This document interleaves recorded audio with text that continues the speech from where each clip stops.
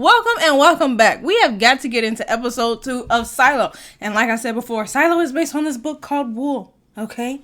So if you want to read it so we could do like a little comparison at the end, because I'm doing a comparison regardless, okay? You can read it or not, that is up to you.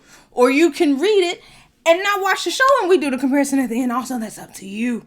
This episode starts off exactly where it left off. Well, almost where it left off. Okay, Holston is getting wrapped up and taped up in his little suit because he's going to go off to clean. Episode 1, we saw him talking to Allison, reading her. We don't know what's out there. You know, today's the day.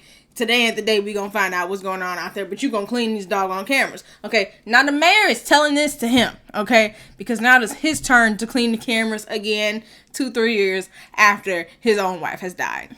And went out to clean. The mayor asked Holston if he has any last words, and he says, sorry for all the fuss. Like, my bad. Whoopsie daisy. Okay, thanks a lot. So, we see Juliet and a whole bunch of other people gathered in the cafeteria to watch the cleaning. There are cafeterias on different levels, y'all. Okay? So, she's on her level cafeteria. She didn't go all the way up to one where he was living and where his sheriff station is to watch him do the cleaning. So, they're watching him. They see he go out there. He sees this beautiful view and he says, Allison was right. So, they have to see. They have to see this. So, he goes over, cleans the camera. It literally is just one camera. So, it's not a window. It's a screen. And the screen is showing one camera, one view.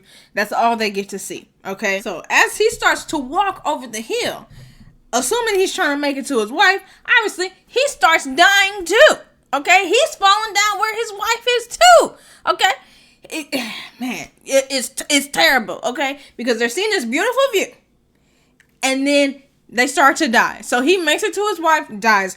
Juliet gets up mad, just angry, and is like, and calls him a liar. So then after that, we see there's a fight breaking out in the cafeteria. We see that Holston left Sam a letter, and we see that people are getting scared because now the sheriff has just gone out to clean. If the sheriff's gone out to clean, what's really going on here?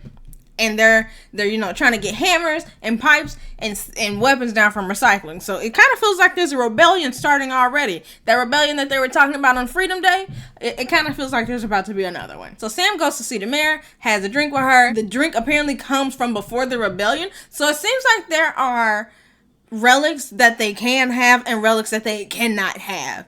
So that hard drive was a relic that they could not have. It had information. Alcohol? Hey, we don't really care about that. So Sam asked her, hey, have you figured out who's going to be sheriff? She said, it ain't you. He said, no, I'm retiring. Fooled you once, shame on me. I'm not going to do it. I can't do this anymore. And then she goes on to say it was easy when Jamal retired because it just went to Holston. We don't know who Jamal is. He came from before the TV show happened, okay? Because it just went to Holston. But now Judicial is probably going to try to slip one of their people in there. Okay, so they can really rule with an iron fist. We have not yet met Judicial. And then she asked him if Holston has said anything to him. And he's like, nah. Never mind the fact that he was left a letter. We don't need to know what was on there. He just, he ain't say nothing. So the mayor's like, I've been looking through the past ledgers from other mayors. And there is not a single instance of a mayor sending a sheriff out to clean. I'm not bringing it up for pity. I'm not bringing it up for sadness. I'm just bringing it up because she don't know what happened before these ledgers existed, okay? Sam is like, you mean before the rebellion? And she's like, no, I'm talking about before whatever caused the rebellion. So they show us the instability, okay? So they take us to recycling. People literally fighting over a hammer. There's Deputy Brooks trying to break it up. Judicial walks up, three deep, okay? 3 deep, looking very menacing, and they all black attire. One of those men is Common, okay? One of the best rapper turned actors that you ever will see. Brooks is like, I got it under control, because not just the people are scared of him, but the little police system is afraid of Judicial. And Sims, which is Common's name, is like, get these people's names, okay? You thought you had it under control, but it doesn't matter. I take control now. But Juliet goes to a workbench. She starts talking to this woman. When I tell you they don't really barely introduce us to people on the show, if they happen to say their names, hey, but also, we might not never say the name. You just gotta know it's a person, okay? It's just a person that they know. All right, fine. The woman's like, what the heck are you doing? She's like, fixing this so I don't have to deal with what's going on in real life. The woman's like, does this fixing this anger that you're feeling? Does this have anything to do with you storming out of the cafeteria after the sheriff went to cleaning, talking about he lied? And she's like, maybe. She said it's about George. Apparently it's only been 3 months since George died. Okay, the timeline is really confusing and messing with my mind, but apparently Allison died 2 to 3 years later. George dies, and then Holston dies 3 months after George dies. Okay, that's what it's feeling like. She says Holston lied and that George was murdered, and she knows this. Okay, so they start taking us flashbacks, but she knows this because the last time she saw him, he wanted to show/tell her something, a little show and tell, if you will. And then we find out that she and George were seeing each other, but they weren't sanctioned. Okay, we find out later why they weren't sanctioned, but apparently it's seeming like if you're in a relationship, you gotta let the people know. Why? I don't know. Maybe it's the kids thing. Maybe they don't automatically put the birth control in women. They only do it when they feel like you're in a relationship. Child, they didn't tell me nothing, okay, in this episode. I would never be with anybody because that birth control looked like a menace. It looked like it was cold. It looked like you can always feel it. It looked like it was caused some complications and problems. I would just be alone. I'm not doing it. We see through this flashback that George is a little afraid, okay, because he's at a party and he's talking to Juliet, but then he sees Judicial walk in. He looking like, what the heck is going on? Dips out. He tells Juliet, I'll talk to you later. All right, I'll see you later. So later on the night, when she gets off of work, she goes to her room, doesn't see George at all, but she does see a bag and inside of it is a Pez dispenser, a relic. They're probably not supposed to have it, and there's a note. Okay, we don't know what the note says, but there is a note. So she goes into the cafeteria the next day. She's like, what the heck is going on? And the dude, Cooper, who they were celebrating yesterday, tells her that George died. Now, look, everybody else knew that she and George were together, except for Cooper. So he was like, oh, yeah, Georgie boy, dead. And everybody else was looking at her sad. It's like, geez, why are you so clueless, boy? Juliet goes and talks to Hank, another deputy that's on, like, a level that's close to hers. And she's like, he didn't kill himself. I know he didn't, okay? Then Hank is like, suicide is a crime against the silo, which is like, excuse me, what the heck are you talking about? What do you mean it's a crime against the silo? What does the silo have to do with me being sad? Huh? And a crime against it? You can't punish it. And then he also says that a murder needs motive and opportunity. What's the motive and opportunity? He says, look, I know y'all were together, so I'm going to do you a solid. I'm going to run it up to Holston for you, okay? I'm not going to tell him y'all was together. I'm going to just tell him y'all was good friends.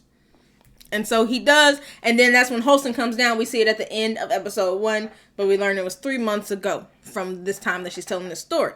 And we find out he felt like 100 feet. That's a long, long time.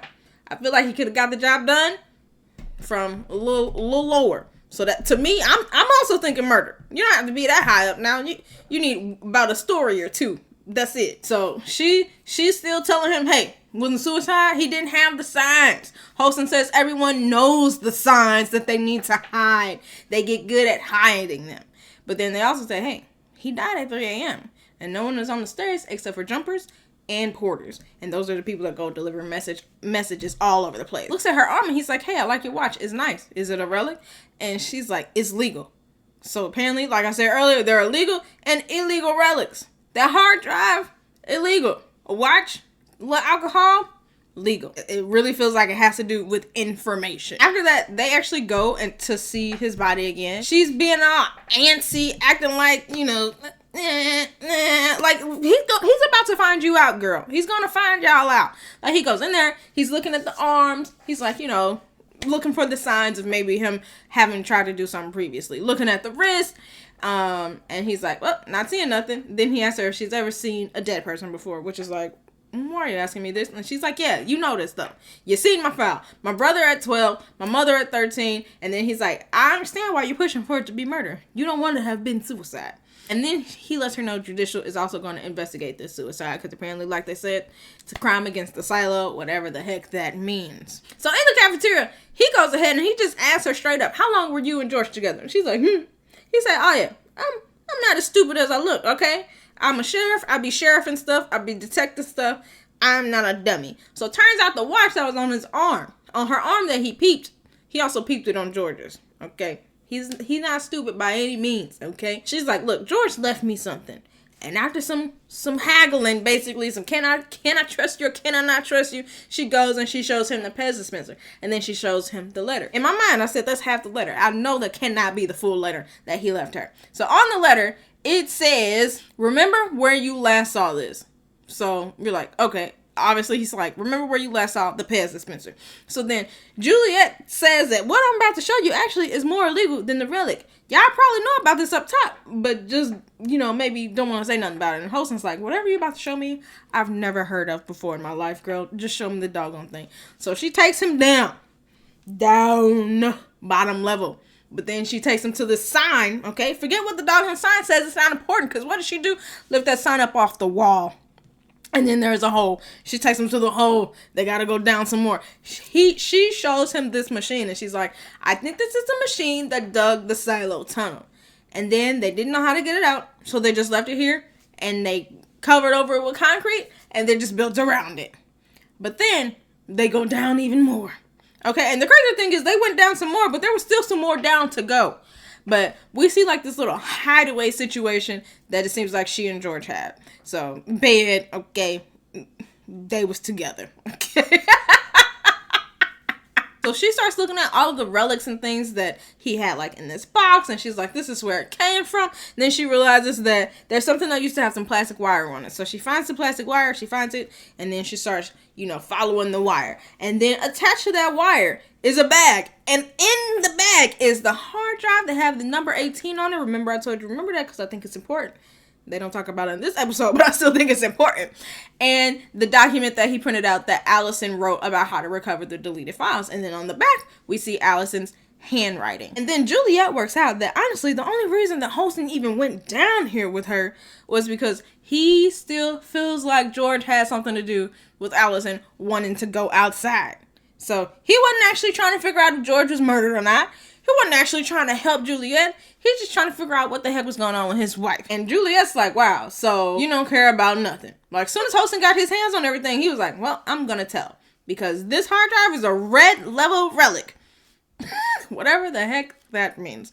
Like I said, I'm pretty sure it's about knowledge. No knowledge, no power, no rebellion. Just keep them all dumb. But also, dumb people want to get out too. So I don't know what their plan really was. But he's like, look, this relic could challenge the order of the silo. She says, screw your order of the silo. Is that all you care about? Do your job. He's like, I am doing my job. She's like, you don't want to find out the truth?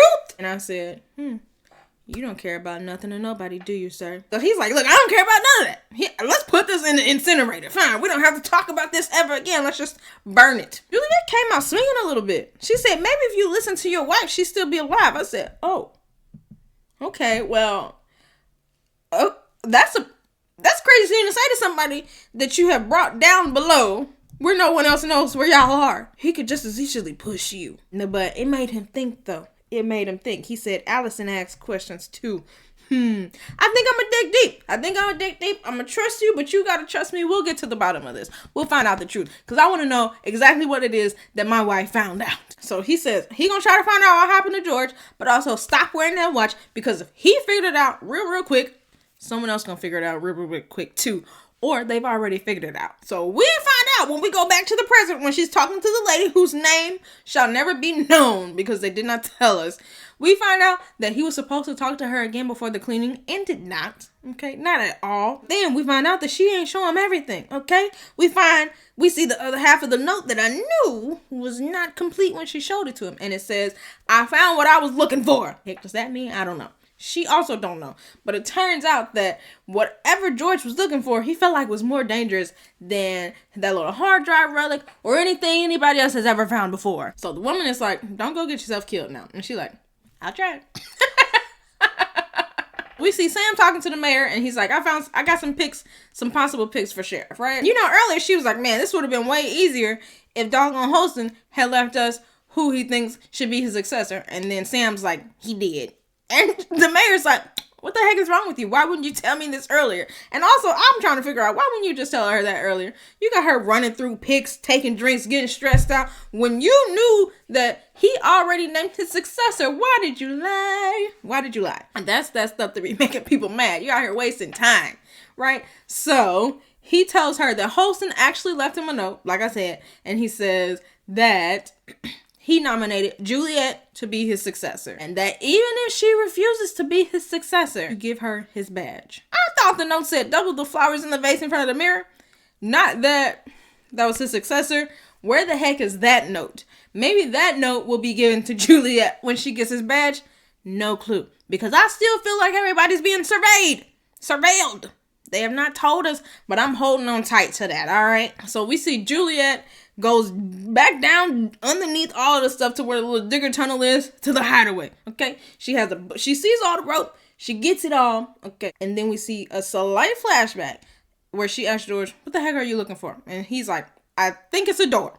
I saw it on the old drawing. This is what I think it is. It's down somewhere at the bottom. That's why he has all the rope, because he's trying to get down to the bottom.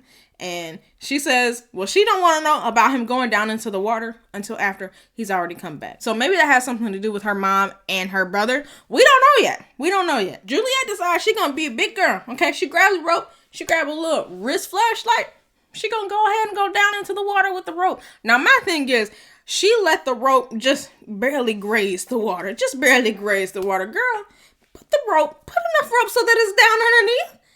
You really want to be trying to climb overhead, hand over hand like that? No, you need something underneath with a knot on it. But hey, as she tries to go down, she slips. What happens?